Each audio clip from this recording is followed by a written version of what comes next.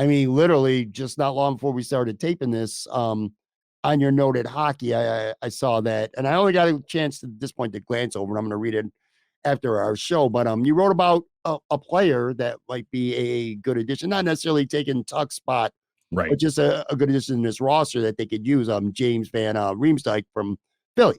Talk about him a little bit too. And again, this is an article that you just posted on your noted hockey. Yeah. So the thought was, if you're trying to find a way to replace Tuch, which you can't do, it's impossible. He's right. 20 north of 25 goals, 60 points already. You're not replacing him with anybody. You're not going to get that same kind of production from anybody that you trade for, whatever. Like, maybe within the lineup, probably not. I love the move of putting Quinn with Thompson and Skinner against Washington. I thought that was a great call, because Quinn's played great for like the last couple weeks. Mm-hmm. Been very good. The confidence is high again. So you want to take advantage of that. And boy, he looked good. He looked awfully good again. I mean, Washington helped it out by leaving the gate open the entire game, letting the Sabres kind of attack at will, and leaving a lot of openings there. But took advantage of it, which is the key part. And he made an incredible pass to Cousins at some point. At one point in the second period, he looked good. He looked really good, and that's good for the meantime. But moving him up means they brought Vinny Hinostroza back from Rochester, so he slid into that spot that he was next to Cousins, that Quinn moved off of. And then your third line was Peterka, Krebs, and Olofsson, which, Peterka's been struggling. Olofsson's, so hot and cold that, I think he's pretty cold right now. Yeah. Which you hate seeing that, because he is a good player, but it's been so up and down with him this year. So my thought was, if you want to get a guy who's at that similar mold of Tuch, Van Riemsdyk makes all the sense in the world. He's the same size, a little bit, he's not as heavy as Tuch. He's not as physical as Tuch is, but he's 6'3", plays great on the power play. He's great stick down low, really good around the net. And he can take the goalie's eyes away by standing in front of him. He can snap shots off and beat goalies with his wrister. He's got over 900 games of NHL experience. He's played in the playoffs. He's 32, 33 years old, I think it is. It's a team Sabres lack in the veteran side of things. It's Kyle. It's I guess Zemgus is a veteran now. It's those two guys, and then it's Craig Anderson. Like, you don't have a lot of other guys that can say they've been there before. I mean, Zemgus hasn't been there before. Anderson and Opozo have, but Tyson Jost has been there before too. But he's still kind of young himself. But for a guy that's been around the bend, he started his career in Philly, went to Toronto for 6 years, came back to Philly. He's seen it all, man. Like, he's been in the high pressure situation. Philly and Toronto are not light pressure situations.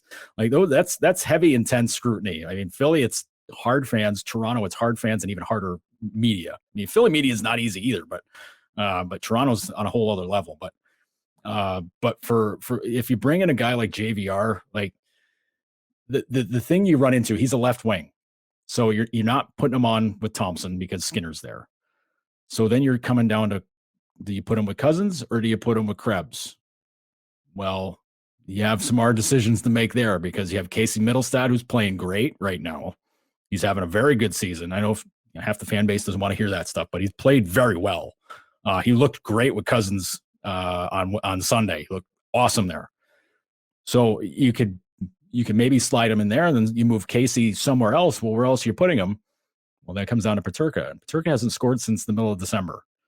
He's going through it. He's kind of fighting it. He's young. Like, this stuff happens.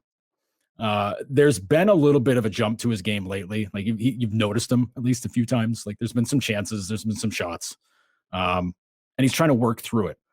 If you add a JVR, you're not adding him to have him hang out on the bench or hang out in the press box half the time. You're just like, you're not doing that. Like, that's you're adding him to play him and put him in somewhere in your middle six. And then it becomes a question of, like, well, what do you do at Middlestat if you put him on that line, and then are you sitting Peterka otherwise? They haven't really wanted to do that much in the second half of the season. Like, Peterka sat out for one of the games I think it was out west. I want to say. I think he sat out for one of those games because Asplund got in the lineup. But they don't want the young guys to be watching all the time from the press box. And if you add a JVR, that's where he's going. And that's how that works. That's the downside of that.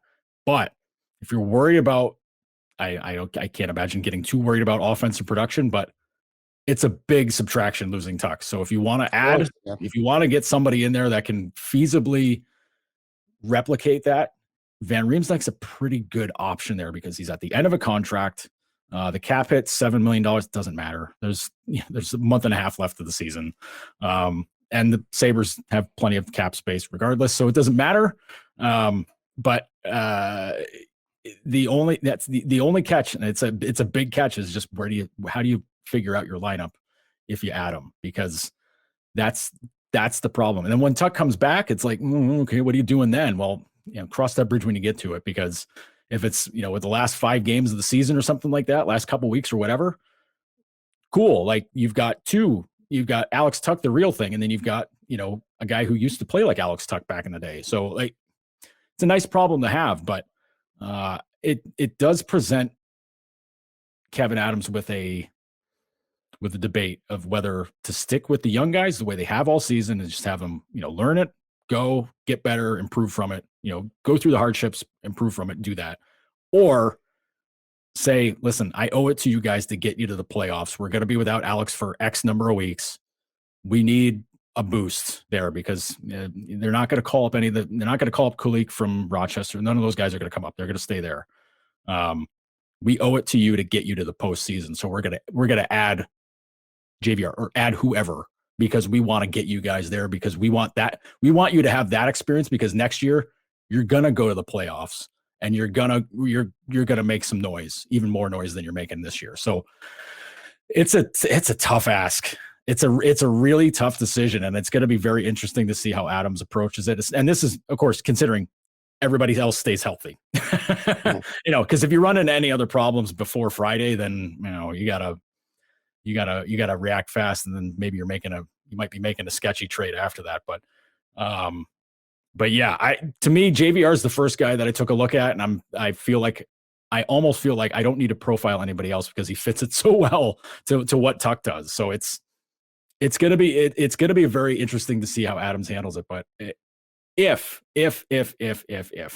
they decide to add a forward, you could do a lot worse than JVR. You probably can't do better than him. And that's not putting him down. That's him being a veteran, solid veteran player who can score. And he's not a guy who defensively is going to leave you out to dry. Like he's fine. Like he's not going to win a Selke award, but he's fine.